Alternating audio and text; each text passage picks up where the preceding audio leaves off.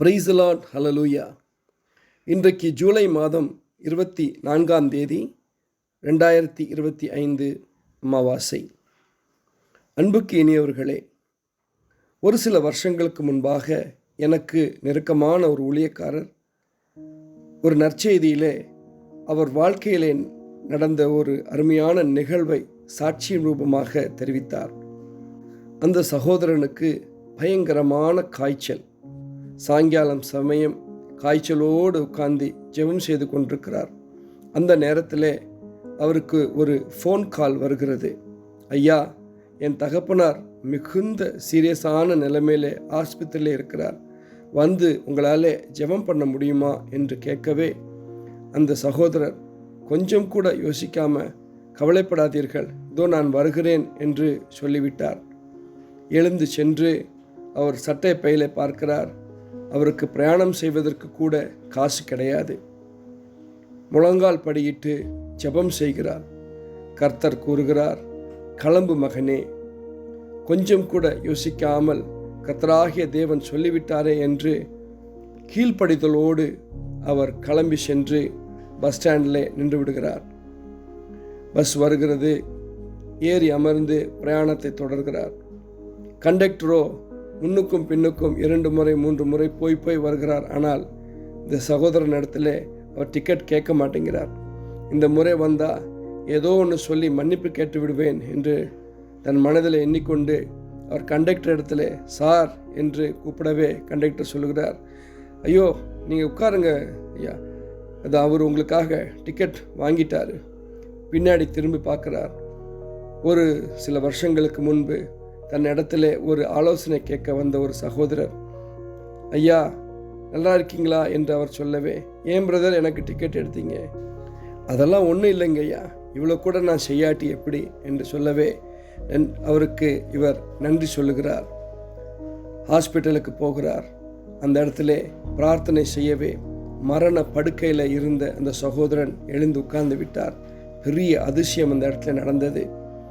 அந்த பிரார்த்தனையை முடித்துவிட்டு திரும்பவும் இப்போ பஸ் ஸ்டாண்ட் வந்து நிற்கிறாரு. அதே மாதிரி வேறு ஒரு பஸ்ஸில் ஏறிட்டார். ஏறி திரும்பி வீட்டுக்கு பிரயாணம் செய்து வந்து கொண்டிருக்கிறாராம். அந்த நேரத்தில் கண்டக்டர் அதே மாதிரி முன்னாடியும் பின்னாடி போயிட்டுருக்கிறார். ஆனால் இவர்கிட்ட வரல.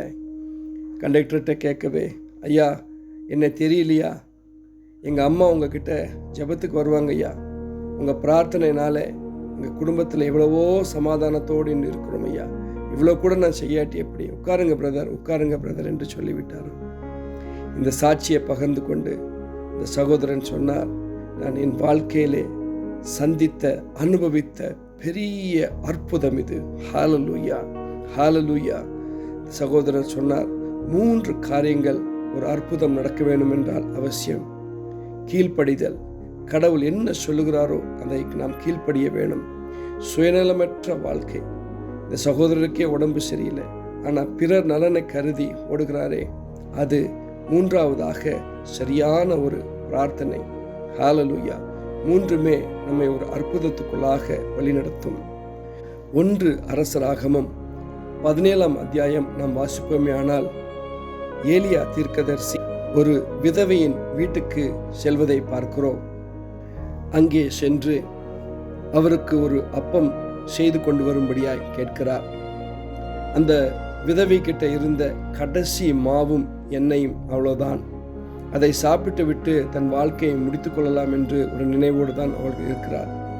ஆனால் ஏலியா கேட்கவே கொஞ்சம் கூட யோசிக்காமல் அவருக்கு ஒரு அப்பத்தை செய்து கொண்டு வர அவள் தீர்மானித்து விட்டாள். ஏலியாவிடத்திலே அந்த விதவை ஒரு பிரார்த்தனை செய்வதை பார்க்கிறோம். அந்த பிரார்த்தனையின் நிமித்தம் கடவுளிடத்திலிருந்து அந்த விதவை பெற்றுக்கொண்ட ஆசீர் இதுதான். 1 அரசராகமம் 17ஆம் அத்தியாயம் 14ஆம் வசனம்.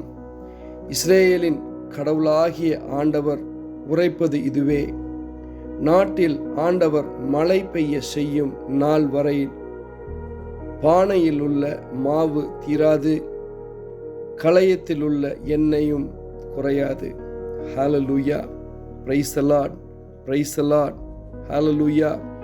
சுயநலமற்ற கீழ்ப்படிதலோடு செய்த பிரார்த்தனை அந்த விதவை ஒரு பெரிய அற்புதத்தை காண்பதை பார்க்கிறோம். ஹல்லேலூயா, ஹல்லேலூயா.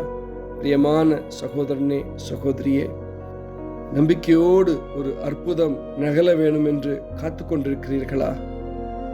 சுயநலமற்ற கீழ்ப்படிதலோடு கலந்த பிரார்த்தனை நிச்சயமாக உங்கள் வாழ்க்கையில் ஒரு அற்புதத்தை காண்பீர்கள். Price the Lord. ஆமென்.